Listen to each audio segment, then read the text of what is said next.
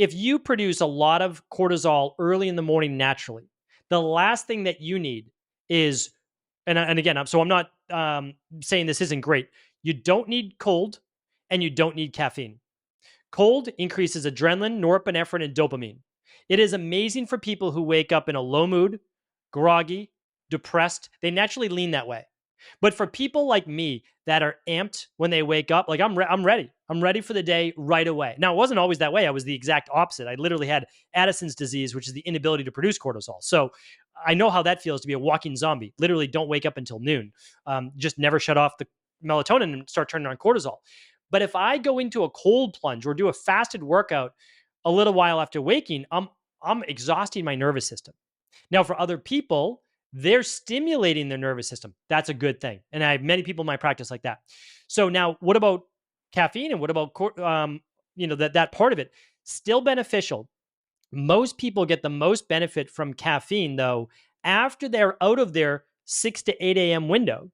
So, because that's already your highest cortisol production. So, what you do is you want a meal and then you take in your caffeine or coffee or black tea or whatever you like. And the reason is that the caffeine effect is then blunted. So, it almost gets released like tea, like a green tea, because you're using the caffeine to help with digestion, energy for digestion, and then time released after that. But if you put coffee on an empty stomach, over time you're straining your nervous system. Now, again, if you're a larger body type, an endomorph body type, or the kapha body type from Ayurveda, and you run a little bit more depressed, and you run a little bit lower mood, and you run your at-home labs and it's low cortisol, well, the caffeine just brings you to baseline. But for people that are revved, you actually want to do like half decaf or all decaf if you enjoy coffee. And so that's what I do. I've kind of learned my body. I do half decaf. I love coffee, very much enjoy it. So I get all my favorite coffees. Like I was just in Costa Rica, get some Costa Rican coffee beans, do a nice pour over, make a little ritual out of it. But it's after my breakfast. So it's blunted, if that way. I mean, you're big on wisdom here, and I know we'll kind of get into your book, The 6,000-Year-Old Secret. As you're sharing this, it's like the coffee after breakfast. It makes me go back to like a child and like spending the summer with my grandparents.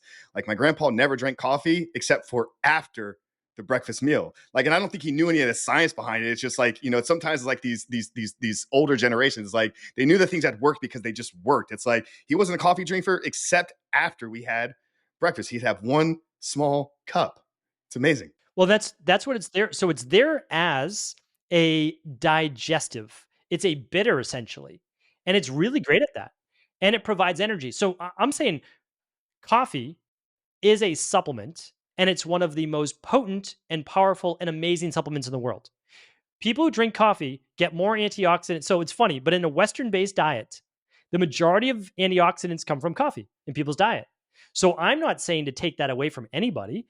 It is actually the almost the number one thing. So green coffee bean is actually an extract is number one, but coffee is one of the top things to produce something called brain-derived neurotropic factor, BDNF. And that's one of the main things to help with, it's not the only thing, prevention of Alzheimer's and dementia. And so when we look at these things, okay, well, what does it do? It's essentially a powerful antioxidant that helps the brain to scavenge free radicals and to work a little bit on plaque as well that begins to develop. So I'm a big advocate of coffee. It could be decaf, just Swiss water processed because you don't want all the essentially ethanol or gasoline they use to decaffeinate it. But get the antioxidants, get the benefit, blunt the caffeine spike, the stress spike on your nervous system by just having it after a meal. Yeah. Now you mentioned people that are, I think you said they were high cortisol people or high cortisol producers should avoid some of these things like the cold exposure and whatnot early on in the morning. How can somebody know if they are a high cortisol producing individual? So there's one lab, it's called the stress mood and metabolism test. It looks at estrogen and progesterone. It looks at testosterone and DHEA. And then it looks at cortisol 4 times throughout the day. Why this is important, because anybody can run their blood work. I'm sure you've run yours. And you might get cortisol tested by a good lab. Amazing. But it's always between 8 and 10 in the morning. So you always want your blood work done between 8 and 10 in the morning. But they don't look at your cortisol throughout the whole day. So they'll look at your cortisol a couple hours after waking. That's not really what you want. You want your AM cortisol upon waking. Then you want it before noon. Then you want it at dinner time. And then you want it before bed. So not everybody's going to watch this on video, but there's something called a diurnal rhythm. We humans are diurnal.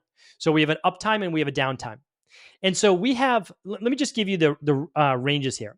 So between 6 and 8 on a salivary, so saliva-based cortisol test, it's the most accurate way to test cortisol. You are looking at somewhere around between a 6 and a 9. Just think of units, 6 and 9 units produced between 6 and 8 in the morning. So whatever your wake time is. Ideally, you want it right around an 8. Okay, by the time you get to lunch, it's a 2. By the time you get to dinner, it's a 1. By the time it's before bed, it's a 0.5. So when you look at it, it's outlandishly weighted to the beginning of the day. What does that do? It shuts off melatonin, which is your sleep hormone. Well, like me, when I had Addison's disease, if you don't produce cortisol in the morning, you don't really stop. You don't know when it's day or night. You're awake, but are you really awake? No.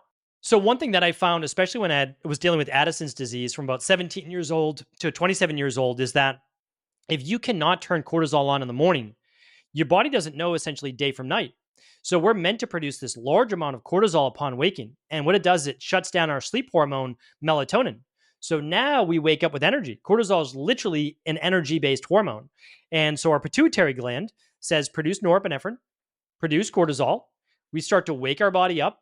And then, believe it or not, it says, okay, now it's time to turn on hunger. So if you have a strong metabolism, you have a strong thyroid, within an hour, 2 hours of waking, you actually start to get that hunger. And that's the time as well that's saying, okay, the body needs fuel. Now it's your choice, because we do fasting in our practice as well, but it's just not daily long fast. It might be once a week, might be a longer fast. And then every quarter, we do a longer functional medicine detox, basically, that gets in that 3 days of autophagy, but just not every day, because we need to think about how often we want to stress the body. It'd be like doing high intensity interval training 7 days a week.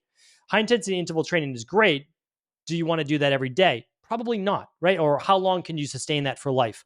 So we look at cortisol as something that's bio-individual, that we can look at the individual, say, are they producing proper cortisol in the morning and proper cortisol in the evening? And you find that with that stress mood metabolism test, because men who have low testosterone or men that have higher conversion to, let's say, estrogen, often have a lot of stress in the body. And that's why they're producing less testosterone, because hormones basically being shunted towards stress hormone, which is cortisol. And they're not producing enough cortisol in the morning to really wake the body up, but they're producing too much at night. So that's called tired and wired. So basically, they could fall asleep all day, or they don't have the ambition, drive, libido that they want. But at night, it's hard for them to fall asleep. It's hard for them to turn off the mind. So our job with those individuals is to lower cortisol in the evening, to then begin to repair and improve the overall sex hormones like testosterone, and then have naturally rising cortisol in the morning. So that's essentially how we look at the process naturally to rebalance the body. Now, for these individuals, I want to kind of drive that point home here, talking about the low T and the stress and the cortisol. Is the cortisol and the stress a byproduct of low T, or does a stressful life, so if somebody has a lot of stress going on, does that work the counter way as well? Like, can your stress and cortisol impact your testosterone negatively? That's the number one. So in our practice, we've run now about 500,000 labs. We've seen over 250,000 people in our practice one-on-one. The number one thing that drives estrogen dominance in women, so basically low progesterone for fertility, and the number one thing that drives low testosterone in men is stress, without a doubt. Like, not even close. And by the time they come to us, we already see because we only look at free testosterone, so it's the same saliva test. And what we can see is the lower cortisol typically in the morning and the higher towards the night. Now, if we're fortunate and the guy's a little bit more self-aware and he's like, oh, something's not quite right, and they get this early, they can actually see high cortisol across the board.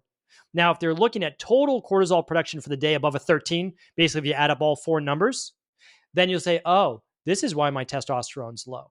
It's because I'm producing the stress hormone all day long.